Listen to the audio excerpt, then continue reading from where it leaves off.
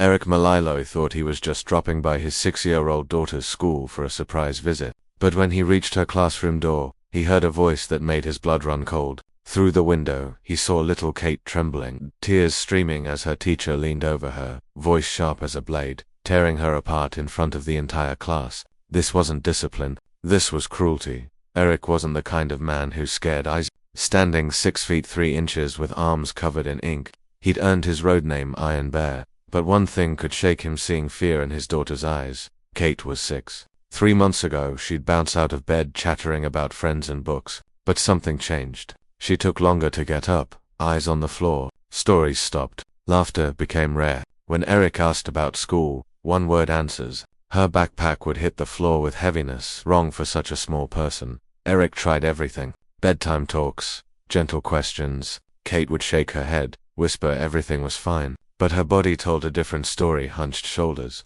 flinching at noises, apologizing for nothing. This morning was worst. Kate's eyes opened with pure dread. At breakfast, barely touched her cereal. Eric reached across the table. Kate, sweetheart, talk to me. She looked up with sad eyes. I just don't feel good about school. He'd talked to her teacher, Miss Dalton, who waved off his concerns. Adjustment phase. But months passed and Kate was shutting down.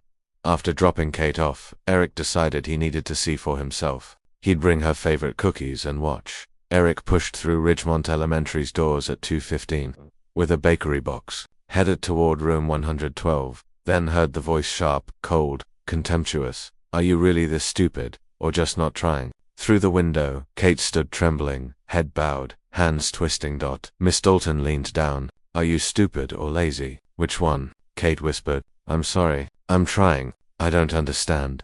A kindergartner could do this. What does that tell you? Eric's hands clenched. Kate tried again. I'm sorry. I'll try harder. You're always sorry. You're wasting everyone's time. See how you're holding everyone back. Kate flinched. A tear fell. She whispered one more apology with absolute resignation. A child broken down so many times she no longer believed anyone would help.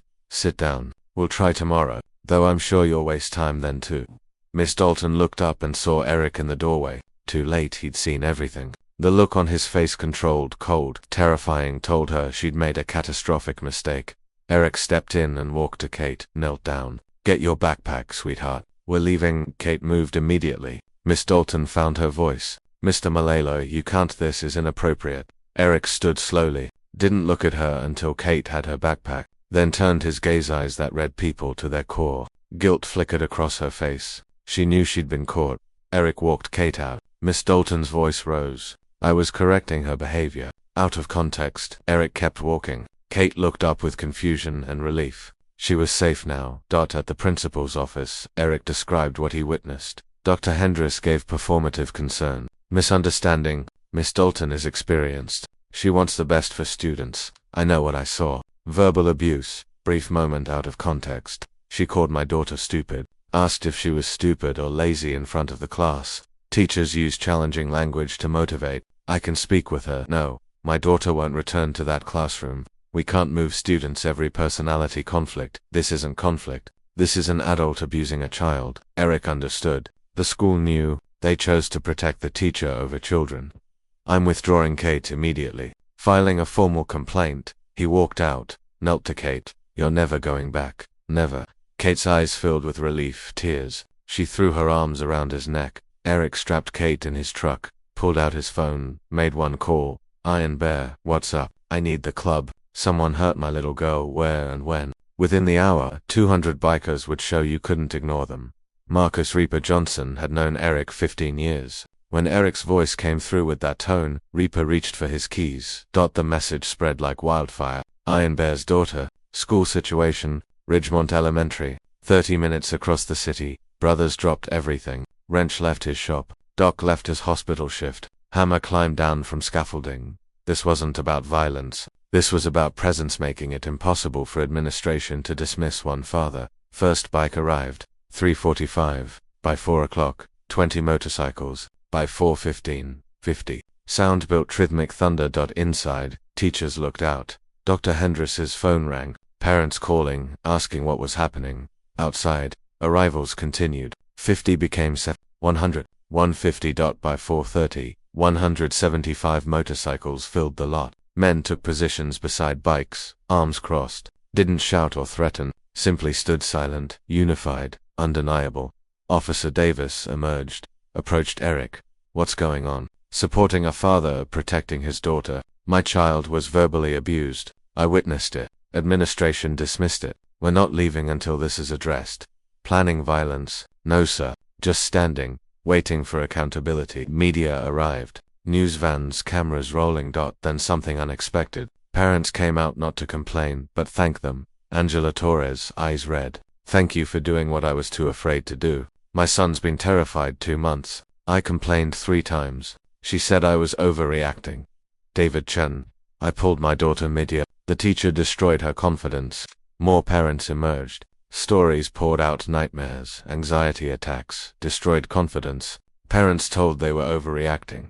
One father's fight became a movement. Parents silent for months found their voices. By 5 o'clock, over 300 people, 200 bikers and over 100 parents and community members. District superintendent arrived 5:15 with board members. Dr. Foster surveyed the lot. This wasn't going away. Eric was firm. Anything you say can be said here. That's how this stayed hidden. Impromptu meeting in the parking lot. Parents shared experiences. Bikers remained silent. Witnesses. Dr. Foster cleared his throat. Effective immediately. Miss Dalton on administrative leave pending investigation by third-party firm. Board member stepped forward. We failed you. Failed your children. Not just one teacher. A system that dismissed concerns. That ends today. They announced changes: cameras in classrooms, psychological evaluations, anonymous hotlines, zero tolerance for abuse. Parents organized on the spot. They'd attend board meetings, hold the district accountable. Eric enrolled Kate at Riverside Elementary. First day, Miss Chen greeted warmly. Good morning, Kate, so happy you're joining us. When Eric picked Kate up, she was talking full sentences about her new friend Maya, the story Miss Chen read. The Butterfly Project. By week's end, Kate smiled again, real smiles lighting up her face. 2 weeks later, Kate looked up from homework. Daddy, I like my new school. Miss Chen never yells. Pause. At my old school, I thought I was bad at everything. Miss Chen says I'm good at lots of things. Eric took her hand. You were never bad at anything. That teacher was wrong. I'm not scared to go to school anymore. Those 7 words were worth everything. Investigation took 6 weeks. 17 complaints filed about Miss Dalton, over 3 years old, minimized or buried. Findings unambiguous: systematic shame, humiliation, intimidation. State board suspended Miss Dalton's license. District implemented sweeping changes across 43 schools. Parent coalition became permanent watchdogs. Story went viral, shared millions of times. People nationwide saw those men standing in solidarity. Similar movements emerged. Ohio parents organized outside a middle school. Texas families demanded changes. All cited Eric's story as inspiration. Hells Angels chapters partnered with child advocacy organizations, supporting families fighting similar battles. 6 months later, Eric was interviewed. Asked if he felt like a hero, he shook his head. I just did what any father would do. When your kid's hurting, you think about making them safe. That's it. Kate, now 7 and thriving, had her perspective. I was really sad at my old school. Thought something was wrong with me. But my daddy showed me the teacher was wrong. Now I know if something feels bad, I should tell someone. Tuesday afternoon.